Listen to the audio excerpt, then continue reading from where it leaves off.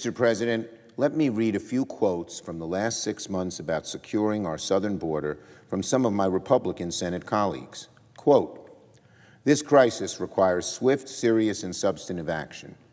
Unquote. Quote, "It makes no sense for us to do nothing when we might be able to make things better." Unquote. And quote, "This moment will pass. Do not let it pass." Unquote. Yes, indeed. These are words, Mr. President, of our Republican Senate colleagues, uttered at press conferences and floor speeches and interviews from just the last few months. There are many, many, many more quotes like these going back years from Republican senators, Republican Congress members, from the Speaker, from Republican speakers, from the former Republican president. We kept hearing the same thing again and again and again. "We need to do something about the border now," they shouted. "The border's an emergency," they screamed. "We cannot put this off until tomorrow," and on and on and on.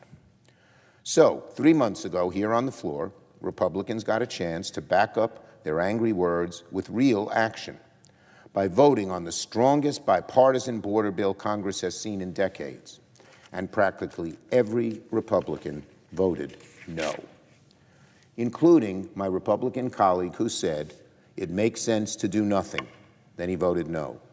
Including my Republican colleague who said this crisis requires swift action. He voted no. And the Republican Speaker, Johnson, who said at the time, he said, quote, "The time to act," unquote, on the border is yesterday. And then told the whole world that our bipartisan border bill would die in the House if we sent it over to them. Donald Trump has spent years bellyaching and bemoaning the problems at the border. But when Congress finally reached a breakthrough on a strong and bipartisan border bill, he told his MAGA acolytes to kill it so he could exploit the chaos at the border for political gain. He was bold and open about that. He wanted to exploit the chaos at the border for his own political gain. That's cynical even for Republicans, even maybe for Donald Trump, whose cynicism knows no bounds. For Democrats, the situation at the border is utterly unacceptable. That's why we worked with our Republican colleagues for months to write the strongest border security bill Congress has seen in a generation, a bill that had the support of the Border Patrol Union and the Chamber of Commerce and the extremely conservative Wall Street Journal editorial board. But Donald Trump, desperate to exploit the border for the campaign trail, torpedoed this bill right in its tracks. He knew it would take real action to secure our border. That's why he didn't want it to happen.